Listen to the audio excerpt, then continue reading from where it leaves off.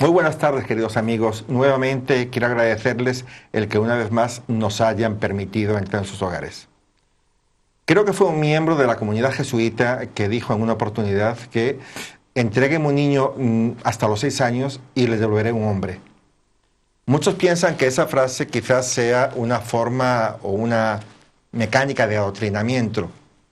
Sin embargo, otros piensan que esa edad de los 0 a los 6 años es la edad fundamental para educar a un muchacho, ¿ok? Y donde se cimentan los valores fundamentales de un individuo. En la escuela, que comprende de los 0 a los 6 años, de los 0 a los 7, a los 8, a los 9 años. Y para conversar sobre esa reflexión que hizo ese padre jesuita en un momento, pues tenemos aquí a dos miembros de la comunidad educativa, de los profesores, perdón, a María Jesús Alcaraz, bienvenida María Jesús. Hola. Muy bien. Y a David Romar, director del colegio, ambos, el colegio Luis Pérez Rueda. Sean bienvenidos. Muchas gracias. Vamos a conversar un poquito sobre los diferentes planteamientos que puede haber en la educación, cuáles son los logros, cuáles son las cosas que se pueden hacer, cuáles son las cosas que no se están haciendo. Y para comenzar quisiera la opinión de ustedes sobre lo siguiente. ¿Ustedes están conscientes que realmente en la mano de ustedes como docentes está la formación de los futuros individuos de la sociedad? Pues somos una parte importante, no la única, desde luego, dentro de la formación, porque realmente es toda la sociedad la que tiene que estar implicada en la educación y en la formación de los individuos desde que un niño, un bebé, pues nace, interviene en primer lugar su familia, un factor muy importante y que debe ser la primera guía para ese ser, para ese pequeño, ¿no? Más adelante, pues sí, ya empiezan a intervenir otros elementos, ¿no? Que están alrededor, como puede ser en primer lugar la escuela.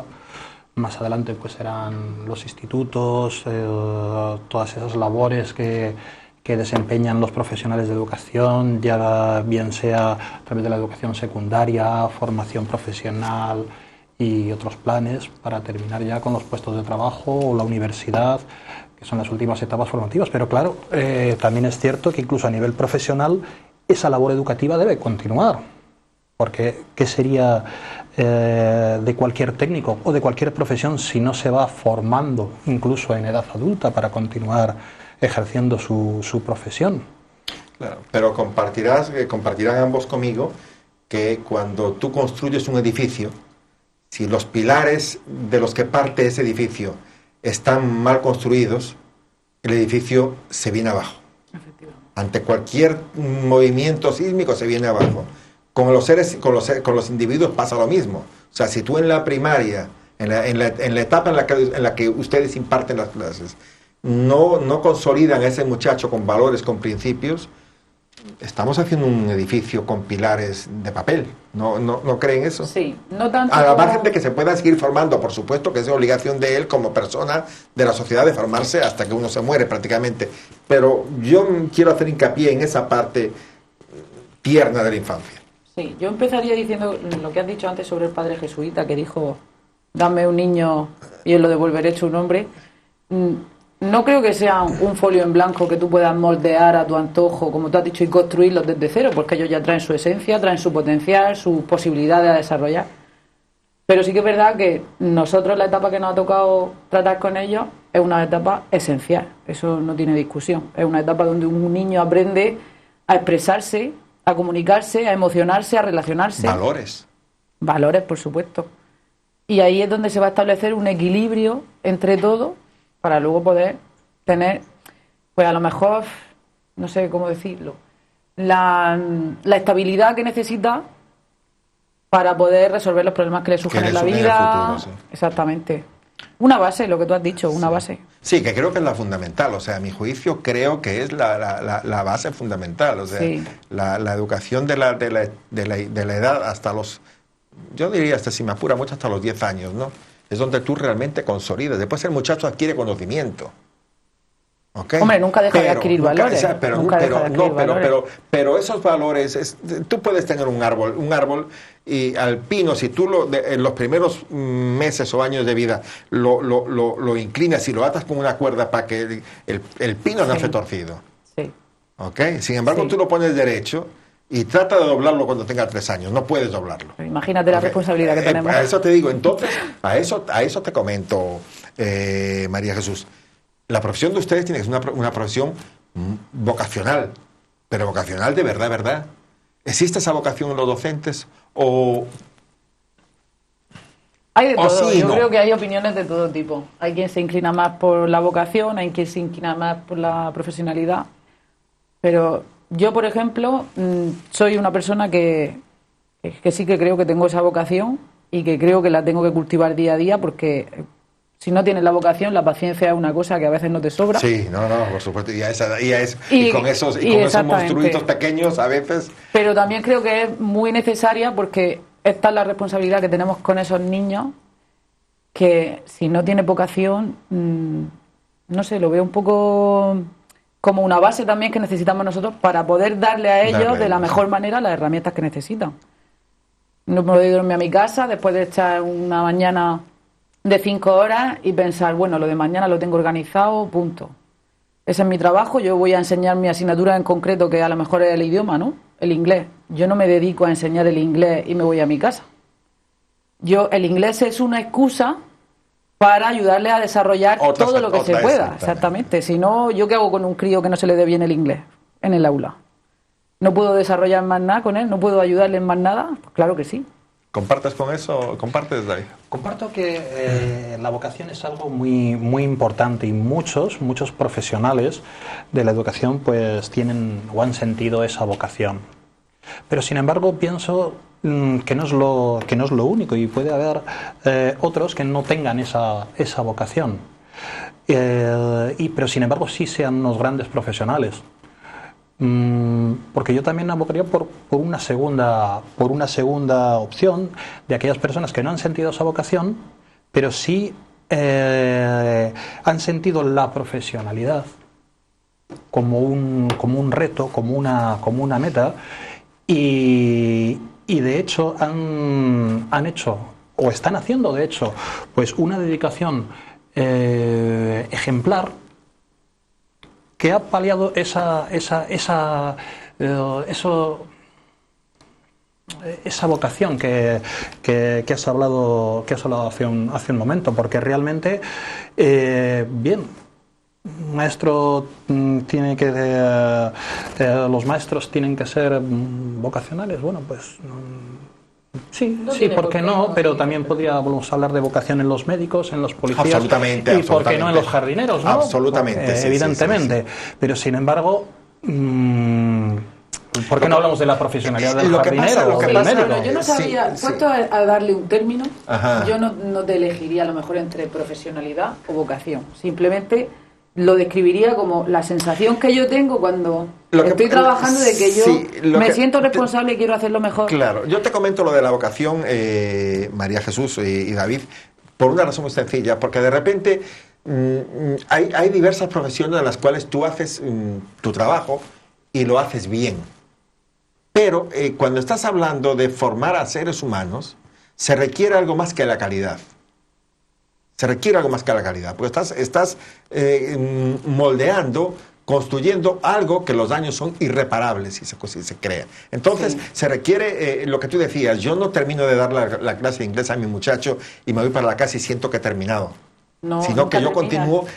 A eso me refiero. O sea, que tienes una cuestión vocacional realmente, la de maestro. Yo no sé si las demás, pero para mí la de maestro tiene una cuestión muy, muy, muy vocacional. Pero es lo que te digo, son maneras de verlo. Él dice profesionalidad, pues yo no sé si se llama vocación o profesionalidad el hecho de que yo llegue a mi casa y a lo mejor hasta implique a mi marido y le diga, mira, me tienes que ayudar, que me hace falta esto para el colegio. No sé si es vocación o profesionalidad, pero es simplemente que tú te esfuerzas por hacer tu trabajo mejor. Te esfuerzas porque, como tú has dicho, estás trabajando con personas, le quieres dar lo máximo que puedas de ti, quieres evolucionar cada día. Vocación, profesionalidad, es un poco de La cada. meta, al fin y al cabo, yo creo que son conceptos que se solapan. Ajá. tanto la profesionalidad como la vocacionalidad y como la vocación, perdón. Entonces, pues bueno, al fin y al cabo la meta a conseguir es la misma, ¿no? Que es ese formar personas que sean autónomas, que sean críticas, que tengan un pensamiento propio, que luego lleguen a sustituirnos y a mejorar la sociedad, porque al fin y al cabo es lo que, sí, es lo que nosotros intentamos. En fin, es eso, porque yo creo que lo que dices tú, sustituirnos y mejorar. Yo creo que la función de uno como padre, como formador, como educador, como médico, como ingeniero, como abogado, es que tus pupilos al final sean mejor que tú. Por supuesto. Ese es el logro de uno. Sí. Cuando un padre logra que sus hijos sean mejor que él en todos los sentidos, hasta incluso si se quiere, más guapos, vamos a pensar, hablando de cosas, ok, has triunfado realmente. Cuando un profesional logra que el muchacho que entró de becario en su empresa, al final lo supere a él, ese profesional ha triunfado. Y cuando tú logras que ese alumno que fue alumno tuyo cuando tenía 7, 8, 10 años, lo ves luego en las Naciones Unidas dando un discurso y se acuerda de ti. Dices, ese fue alumno mío, a eso me refiero. Ya no que tú te acuerdes de él, que el alumno se acuerde de ti. Que el alumno se acuerde de ti. ¿Qué pasa, sabes? Los alumnos se acuerdan mucho de los profesores de la infancia porque de alguna manera sienten que fueron aquellos que lo claro, los que guiaron, ¿te acuerdas? ¿Te acuerdas? Sí. Por ejemplo, yo cuando era pequeña, pues tuve maestros que pasaron a lo mejor sin pena ni gloria y tuve otros de los que todavía me acuerdo con mucho cariño, porque me transmitieron cosas que a lo mejor no estaban en los libros, que no estaban en el método que teníamos que seguir. A lo mejor no me acuerdo cómo me enseñaron a leer y a escribir, pero sí me acuerdo que me transmitieron ciertos valores o cierto gusto por, no sé, sí. Fuera del libro, ¿no? La educación infantil ha evolucionado, ¿ok? Y ha agarrado un espectro más amplio de la sociedad en cuanto a responsabilidad con los niños. Eso, de alguna manera, ha llevado a que los padres se distraigan un poco. Y a que los padres, la mayoría, no digo todos, ¿no? Pero sí la mayoría, crean que la obligación de educar a los hijos está en los maestros y en los colegios. Y ellos, de alguna manera, están manteniéndose un poco al margen de eso. ¿Cómo ven ustedes esa cuestión? Y dígame si es cierto o no, de repente es una apreciación mía equivocada. ¿Cómo ven? Espero que sí. Espero que sí. O sea, ¿tú crees que los padres están involucrados en la educación de los hijos? Hay de todo. No, tampoco sería justo culpar a los padres de que no hacen lo correcto con sus hijos, porque cada familia tiene sus circunstancias. Cada familia sabe si tienen más tiempo, menos tiempo para estar con los hijos en casa, si están trabajando o no están trabajando. Pero yo sí quiero pensar que la mayoría de las familias, en la medida de sus posibilidades, sienten que son los responsables de la formación de su hijo y no nos echan el balón a nosotros. Igual que nosotros lo veníamos hablando por el camino, no echamos el balón a ellos. Cuando los llamamos al aula a preguntarle o a decirle algo de su hijo, es un poco más la complicidad lo que tendríamos que tener. Nosotros con ellos y ellos con nosotros. Nosotros pasamos 1 hora al día con su hijo, ellos el resto. Yo no puedo inculcarle un valor o un hábito si en casa no se sigue. Claro. Y ellos no pueden a lo mejor ayudarle con el inglés si no vienen a hablar conmigo y le doy un poco de orientación. Entonces, ni uno ni otro. Es un poco... Aunque lógicamente el niño va a seguir con su familia y se va a olvidar de nosotros. Claro. La nueva ley orgánica, la LOMCE, indica, y además lo dice textualmente, dice: las familias son las primeras responsables de la educación de sus hijos. Y lo dice así, literalmente. Y continúa diciendo: y por ello el sistema educativo tiene que contar con la familia y confiar en sus decisiones. Entonces, esto es taxativo. Sin embargo, también es cierto que hay unos profesionales, que son los profesores, que deben colaborar con esas familias para la educación de los niños. Y además son los especialistas. Digamos, por decirlo, por utilizar un símil, que no es la palabra, no es sinónimo, pero bueno, somos los profesores, somos técnicos y somos especialistas en estos aspectos. Pero nunca podemos sustituir, porque eso es insustituible, la familia es insustituible. Ellos deben ser los primeros que fomenten los valores en los niños, los primeros que fomenten ciertas actitudes, y por supuesto los profesores pues podremos orientar, podemos colaborar, podemos guiar, podemos conducir, podemos incluso poner medios que la familia no dispone y bueno, y ayudar, porque como dije cuando cuando comencé la intervención, es toda la sociedad la que debe implicarse en la formación de los individuos, ¿no? Desde que nacen hasta que desgraciadamente pues todos los individuos mueren, ¿no? Y eso no debemos eludirlo, y mucho menos las familias. Lo que pasa es que ahí, aludiendo a lo que tú dices de la ley de educación, que atribuyen a la familia la responsabilidad de educar a los niños, mayormente, ¿no? Hay una cosa que les quiero plantear. Vamos a ver. Todas las profesiones tienen un periodo de aprendizaje, ¿ok? Los padres son los únicos que empiezan siendo padres sin saber nada. Entonces, claro, cuando un padre es primerizo, quizá cuando ya tenga 2 hijos, ya pues va aprendiendo, pero cuando es el primer hijo, entre 1 y los 6 años, de repente necesita tanto apoyo el padre como el niño, porque ambos están aprendiendo, ¿no? Entonces, de repente, delegar en la responsabilidad del padre, sin que esto no deba de ser así, no tenga que ser así, pero le pregunto una cosa, si delegar en la responsabilidad de los padres una formación de los niños a esa edad, cuando los padres tampoco saben ser padres, ¿no es un poco riesgoso? ¿No ahí de repente los maestros no deberían jugar un papel, por su experiencia con otros niños, un papel más protagónico? Pregunto simplemente, ¿eh? No. ¿Más protagónico que los padres? ¿O más del que tiene? Más del que tiene y un poco más orientativo, porque vamos a ver, tú no eres la misma madre cuando has tenido tu segundo hijo que con tu primer hijo. Con tu primer hijo tú estás aprendiendo a ser madre también, o sea, cometes tantos o más errores que él, porque no sabes enseñar, no sabes, porque estás aprendiendo. Entonces, de repente, si llega a ti el apoyo de un maestro que ya está ducho en eso, que ya conoce cómo es el desarrollo de los niños, te puede decir, mira, María Jesús, pues esto podemos hacerlo de esta manera, porque los niños a esta edad tienen estas características, y orientar a los padres también. A eso me refiero. De nuestro conocimiento. A eso me refiero.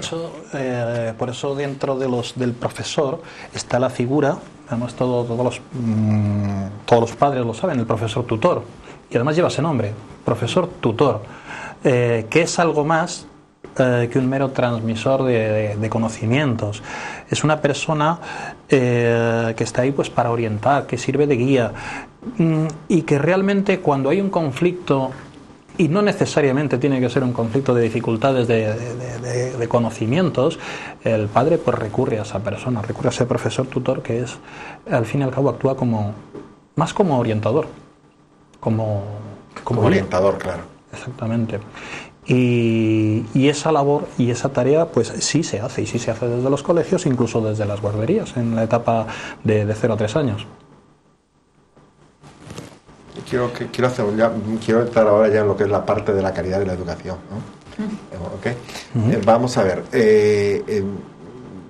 Una de las labores fundamentales de la educación primaria, hasta los 10 años, podríamos decir, ¿no? O sea, 12 años. Una de las labores fundamentales es la comprensión lectora, entre otras cosas. O sea, el muchacho tiene que entender, tener vocabulario y entender lo que lee y saber expresarlo, ¿no? Si eso es así, el informe PISA dice, y lo dijo recientemente, que los estudiantes españoles en comprensión de lectura están en los últimos de la cola.